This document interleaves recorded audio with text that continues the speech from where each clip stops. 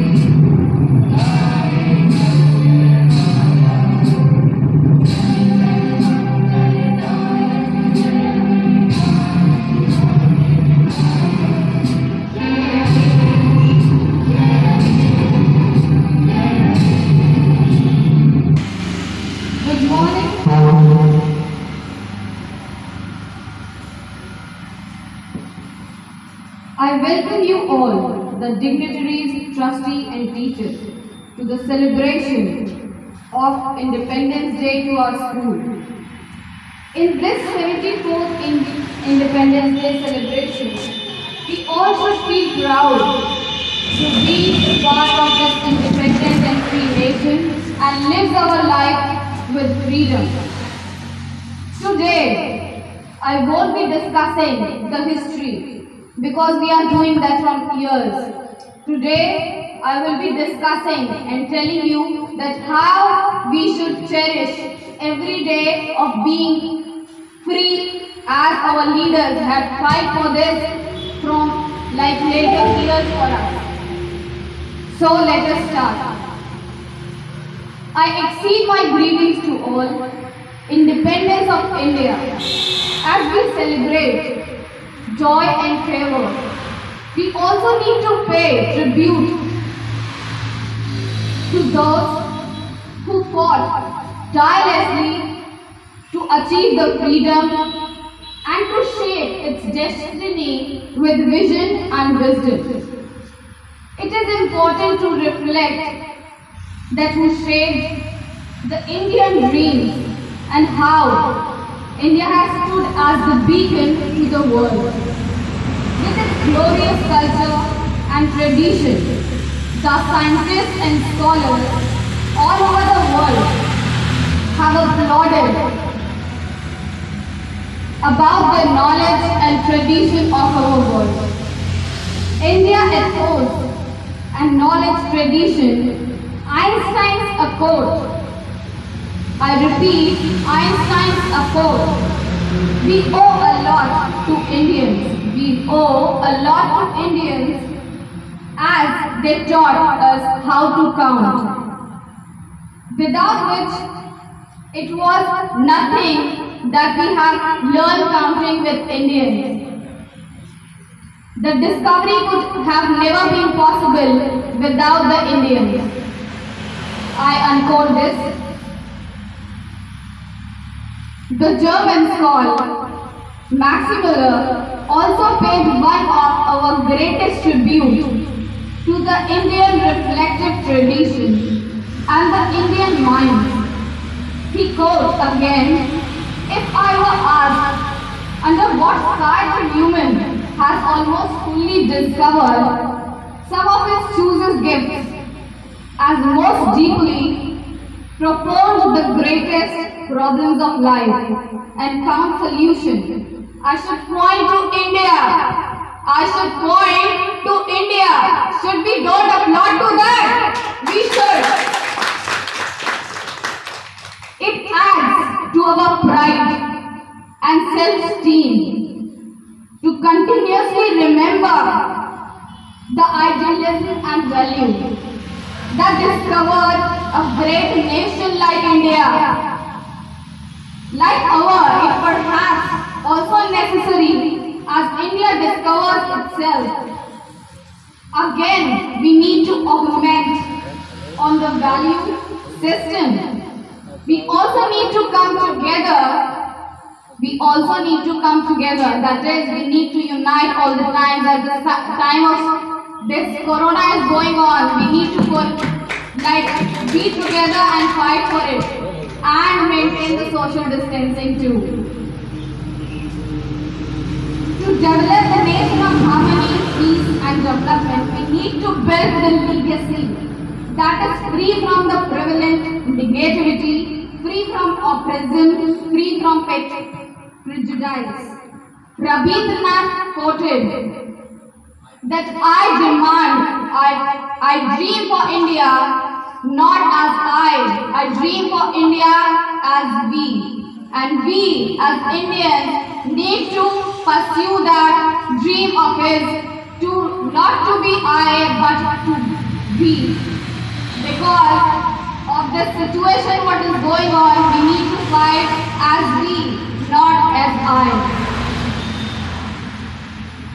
We instead, as he demanded, this destiny he quoted in Gitanjali, for the young India, where the minds in without fear, heads is held high, where knowledge is free, where word is not broken up into pieces, domestic walls, no narrow walls, where words come out of the depth of truth.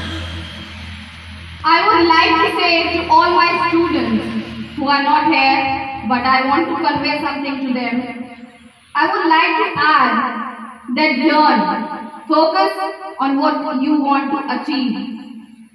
Focus, plan for something, and if you are planning, do something to achieve it. I want to just tell a story of a student, UPSC topper. A reporter asked her that how you are feeling of your achievements. She quoted that this is not my achievement because I will achieve something when I will do something for the nation. So I request all the students that make your nation proud by doing something for your nation.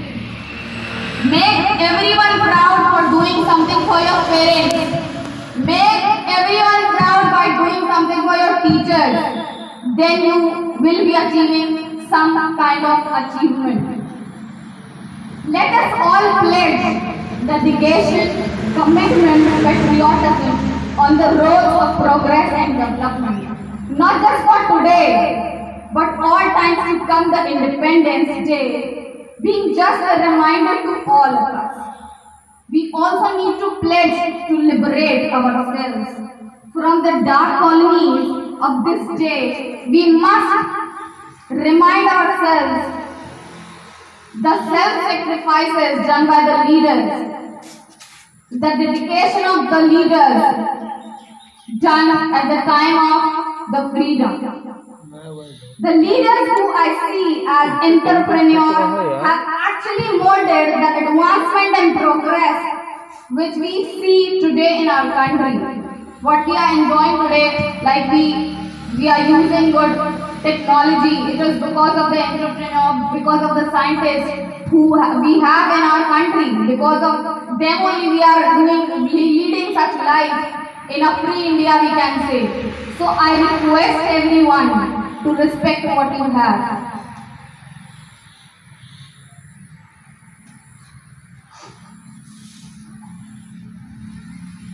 Today you must, or we must, pledge to refashion the country, intellectual boundaries with the values and culture.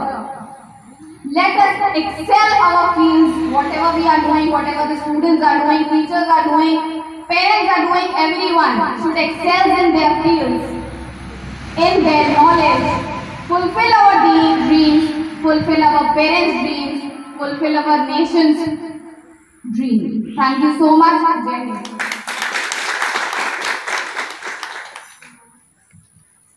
Thank you, ma'am, for such a wonderful and informative speech. I hope all the audience might have enjoyed the speech. आज हमारे देश को आज़ाद हुए 74 वर्ष हो गए और वक्त के साथ हमारे देश में काफ़ी बदलाव आए। शहर बदले, गांव बदले, फैशन बदला, गीत बदला, पर जो नहीं बदलाव हुआ है हमारा देश प्रेम। इसी देश प्रेम की भावना को गीत के माध्यम से प्रस्तुत करने के लिए मैं मिस शिवानी और मिस सुरभि को मंच पर आमंत्रित करता हूँ। Miss Surabhi and Miss Shivani.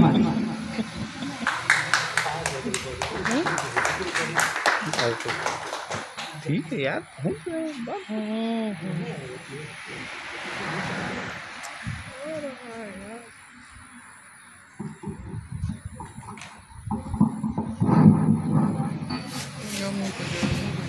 हमें वो ये कैसे ना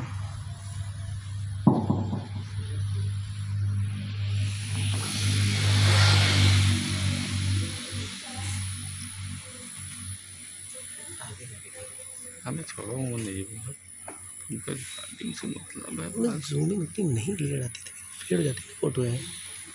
ठीक है, अरे अब शुरू करो।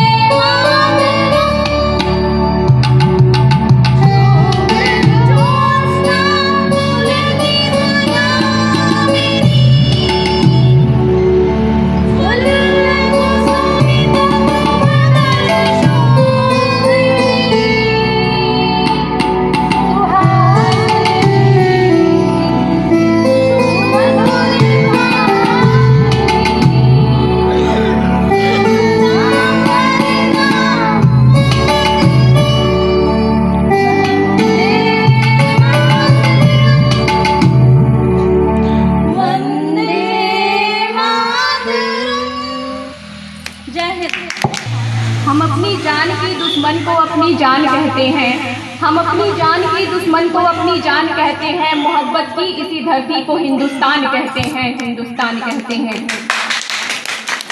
जो दुनिया में सुनाई दे उसे कहते हैं खामोशी, जो दुनिया में सुनाई दे उसे कहते हैं खामोशी। जो आंखों में दिखाई दे उसे तूफान कहते हैं, उसे तूफान कहते हैं।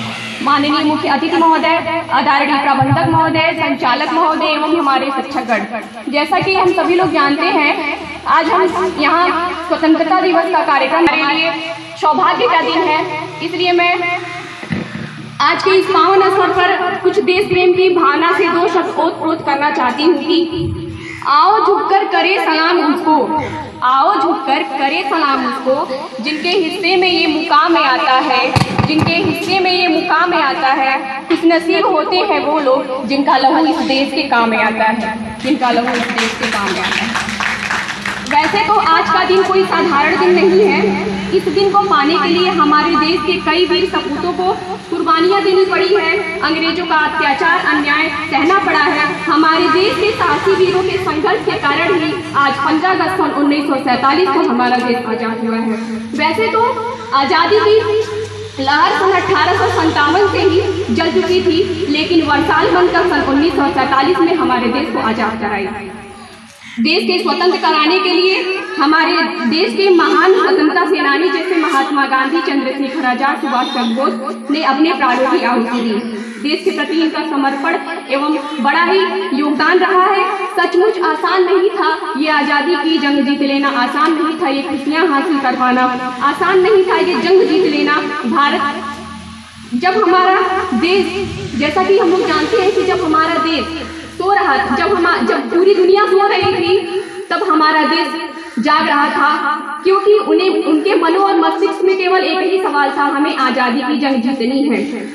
इसी के संदर्भ में मैं कुछ दो लाइन बोलना चाहती हूँ कि भूल न जाना भारत माँ के सपूतों का बलिदान, भूल न जाना भारत माँ के सपूतों का बलिदान, इस दिन के लिए जो हुए थे हंसकर कुर्बान, इस दिन के लिए जो हुए थे हंसकर कुर्बान। आज़ादी की खुशियाँ मनाकर लो यही शपथ की, आज़ादी की खुशियाँ मनाकर लो यही शपथ की, बनाएंगे देश भारत को और भी महान, और भी महान। महोदय, मैं आपके सामने कुछ विचार प्रस्तुत करना चाहती हूँ कि आज़ादी शब्द का असली मतलब वही समझ सकता है जिसने कभी गुलामी की हो।